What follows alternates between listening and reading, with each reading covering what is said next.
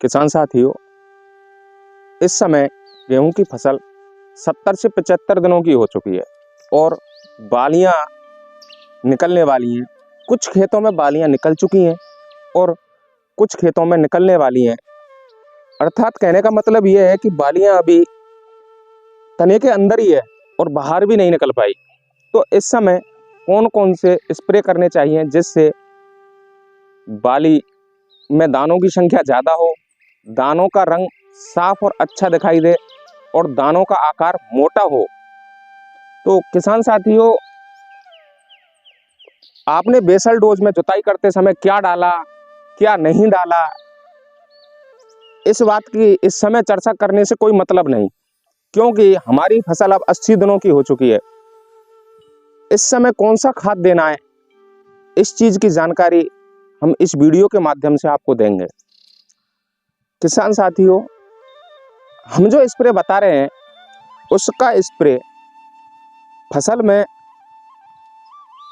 75 से 80 दिनों पर की जाती है, जब बालियां तने के अंदर हों या 10 से 20% बालियां फसल में दिखाई पड़ने लग जाएं।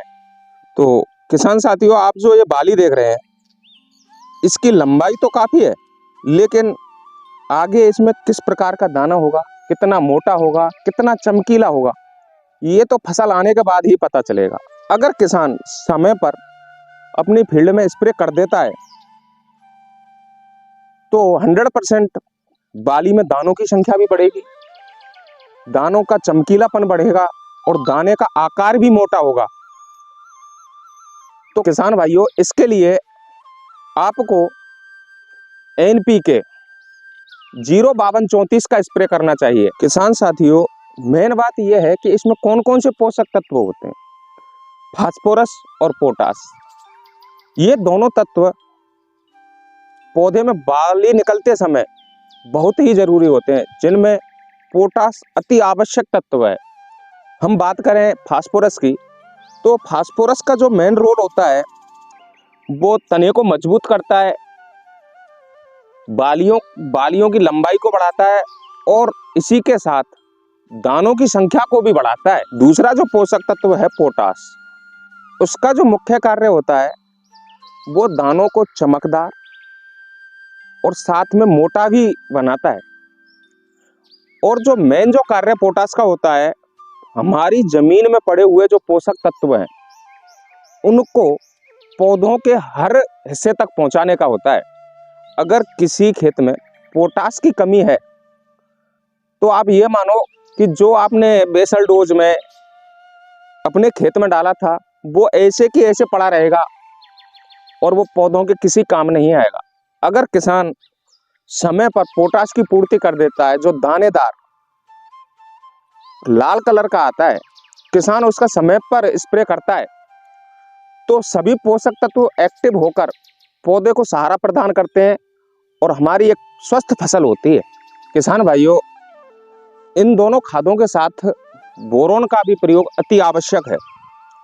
किसान भाइयों, बोरोन का इस समय पर स्प्रे करने से ये जो गेहूं में पीलापन आता है उसको दूर करेगा, दानों का आकार भी बढ़ाएगा और हमने जो दो पोषक तत्व दिए हैं फास्फोरस और पोटास, उन दोनों को जल्दी से जल्दी एक्टिव करेगा, जिससे हमारी फसल में जल्दी से बालियां आए और दानों की संख्या, दानों की चमक और बाली की लंबाई, इन सब के लिए एक्टिव करता है।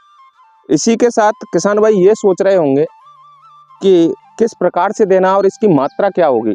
तो किसान भाइयों, इनके देने का तरीका स्प्रे करना होगा और 1 एकड़ में 1 से 1.5 किलो NPK 05234 और 100 ग्राम बोरोन, इनका घोल बनाते समय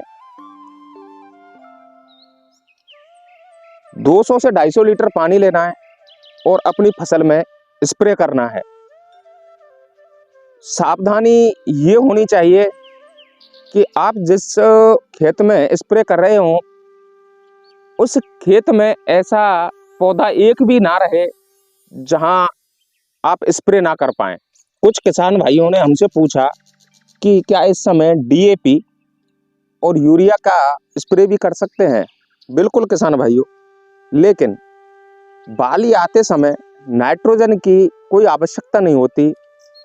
तो किसान भाइयों, इस समय यूरिया देने का कोई उचित समय नहीं है। अगर किसान भाई इस समय यूरिया दे रहा है तो वो उसका जो यूरिया है वो उस फसल के काम नहीं आएगा। रही डीएपी की बात, तो आप डीएपी का स्प्रे तो कर सकते हैं, लेकिन उसकी मात्रा 2 केजी प्रति एकड़ और अच्छी तरह से घुल जाने के बाद स्प्रे करना है। किसान भाइयों, बालियां निकलने से 15 दिन पूर्व अगर कोई किसान भाई 13-045 एनपीके का स्प्रे करता है तो नाइट्रोजन के साथ पोटाश का कॉम्बिनेशन मिलने से इसके जबरदस्त रिजल्ट मिलते हैं। किसान भाइयों, ये जो उर्वरक बताए गए हैं ये वाटर सोल्यूबल यानी पानी में घुलनशील होने चाहिए, जिससे पानी में अच्छी तरह घुल जाएं। नमस्कार।